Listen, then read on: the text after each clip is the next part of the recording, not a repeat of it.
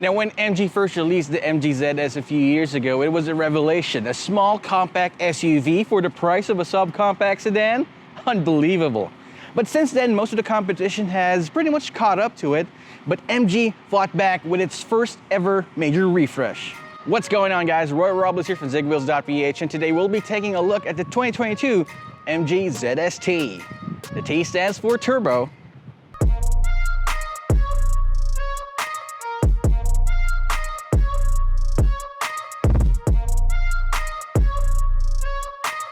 Starting off with the exterior of the MG ZS-T, you'd notice that the front end is certainly different from the previous model. First of all, you've got this smoothened out sweeping headlamps that has full LED implementations, but what's most striking about that is this angle right here, this line that acts as its DRL. Also, with the refreshed grille, it definitely has a lower profile compared to the previous model. While the previous model resembles a Japanese aesthetic, this time around it really flaunts its Euro look. You also have this large MG badge in the middle and more of the honeycomb design right here, and of course the piano black lower lip. Overall, the front end is really nice. It is definitely similar to the previous model, but it's more refined, sportier, and overall I definitely like it. So most notably, the side profile does not have any significant changes to it, but you definitely see the 17-inch alloy wheels. They have this new design. MG calls this the tomahawk design. Makes me kind of hungry because I'm looking for that tomahawk steak right there. But hey, also has these nice Michelin tires to it, which are pretty much top of the line rubber for a subcompact crossover SUV. Hey, why not, right? It also has a few contrast designs right here. The blacked out side mirrors, of course, your chrome door handles. But take a look at this, guys. It now has the trophy badge right here. MG usually reserves the trophy badge for its top dog models, and they can proudly show it in the MG ZS-T. Now, heading to the rear end of the MG ZS-T, you'd notice a different implementation of the tail lamp as compared to the previous model. It further emphasizes the LED construction of it, which of course adds a little bit more sportiness, more of that Euro feel. Of course, it gives it that nice look.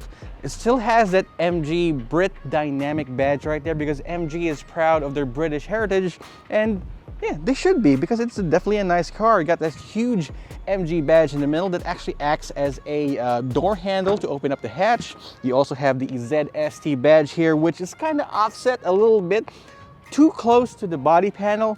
Pop the badge, it acts as the door handles. It gives you all this space in the back. And if you need even more space, the rear seats fold 60/40 and gives you a relatively flat floor and give you all that space for all your stuff. Now, of course, that black plastic panel is sandwiched by what seems like dual exhaust ports right here, but those are actually just provisions or something to give the MG ZS-T the look of dual exhaust. It only has one exhaust port at the bottom. It's pretty much hidden. You have to look underneath to see it. I'm pretty iffy about that, but at least this black panels on each side saves the overall exterior for me, and overall it gives it a great look. But let's take a look at the inside and see if the interior amenities match the amazing exterior of the MG ZS-T. Alright, so right off the bat, the interior of the MG ZS-T offers a few updates from the previous model, or from the vanilla MG ZS. First of all, the thing that's going to catch your attention is the floating 10-inch touchscreen infotainment system, which thankfully now has Android Auto and Apple CarPlay. So now you also have your digital gauge cluster right here, which also has a multi-information display where you can take a look at your current journey. You got your distance, you've got the time traveled, you have your average speed. Basically everything that you need in your drive you can find in the multi-information display of the MG ZS-T. Now, you've got your leather wrap steering wheel right here. It's nice and chunky, but unfortunately you can only adjust it for rake. So if you're like me and you're like a T-Rex with long legs and short arms, you're gonna have to rely on the power adjustable seats here, which thankfully is pretty comfortable. It's nicely padded and has this nice bolsters to it. It doesn't make you feel like you're being scrunched together in the seat, so it's definitely just right. Now, about the interior amenities, I've got my own issues about these red inserts here. They're supposed to be red, but in my eye, probably kind of closer to orange, I think. It's because of these inserts on the AC vents. It adds a little bit more sportiness to the interior amenities, especially with the carbon fiber trim in the middle. But again, it's not for everyone, but being a Knicks fan, I like this orange theme. Now, you also have soft touch materials everywhere on the dash, except the door panels. Those things are hard plastic. You got your center console right here where you got the shifter. The shifter, by the way, has an embossed MG logo to it. I'm not sure if that's gonna last like 5 years or 10 years down the line, but again, with your hand going through the shifter here again and again, that might fade a little, but at least for the first few years, you got a nice detail right there. Of course, you got 2 USB ports right there. You got buttons on top of the shifter for the 360 camera, traction control, hill descent assist. We'll talk about all that in the drive later on. So in the front, it's a nice, inspiring, and of course, fresh update from the previous MG ZS. Let's take a look at the rear seats. So at the back, in the second row seats here, you find a lot of space for your knees and your feet to move around. I just have an issue with the center tunnel right here, which is going to be a problem if you want to fit 3 people in the back, especially 3 of me.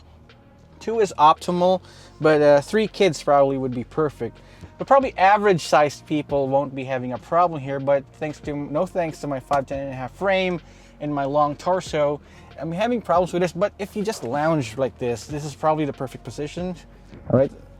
Yeah, so no problem. I can see myself traveling long distances in the back right here because you got 2 USB ports there and an AC vent. You know what? Enough of this. Let's go ahead and give this a drive and see how this goes. I want to see how that new 1.3 liter turbocharged engine goes, which is MG ZST. All right, so we're off in the MG ZST. Let's get down to brass tacks. Let's talk about that engine. Under the hood, you have a 1.3 liter 3-cylinder turbocharged engine that makes 163 horsepower and 230 newton meters torque. Now, the previous MG ZS, or the vanilla MG ZS, has a 1.5 liter naturally aspirated engine, and I've found that the acceleration, the pull in that car is just adequate. In this car though, alright, so there's definitely more power on tap. So it's a definite improvement over the vanilla MG ZS, and it's a welcome addition to boot. Now in the market, you see your 1.5 liter turbocharged engines. They're mated to more modern transmissions. Some has a dual clutch transmission, others have CVTs, but MG stuck to its guns and gave the MG ZST a 6-speed automatic transmission.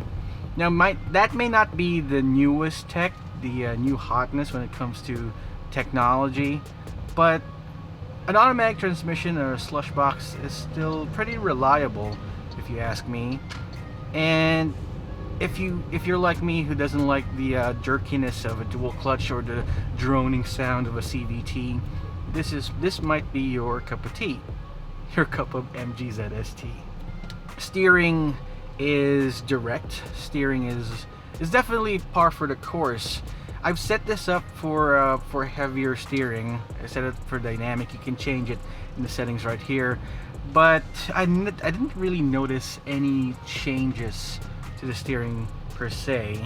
It's light. It has electronic power steering, which of course helps with fuel economy. But of course, if you're not doing any curls, that'll help you out a lot too. Up front, you've got independent McPherson struts, and in the rear, you've got a torsion bar rear suspension, which is a typical setup for, of course, budget motoring. And you usually find this in this class, the subcompact crossover SUV class.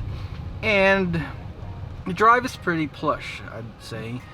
The suspension is set up more for comfort instead of aggressive driving. You get a lot of body roll in this car, which isn't really bad per se, because considering our imperfect streets, our unpaved roads, this will be a charm. You definitely thank the suspension setup of these MG ZST during normal driving conditions, especially in city driving. Now my picky passenger in the back, or riding in the back of this MG ZST. They find the ride a little bit floaty, a little bit bouncy, so to say. But they didn't say uncomfortable, so I guess that's a win for this car. NVH levels on the MG ZST is average, a little bit above average compared to small crossover SUVs. Fuel economy, well, that's a strong suit in this car.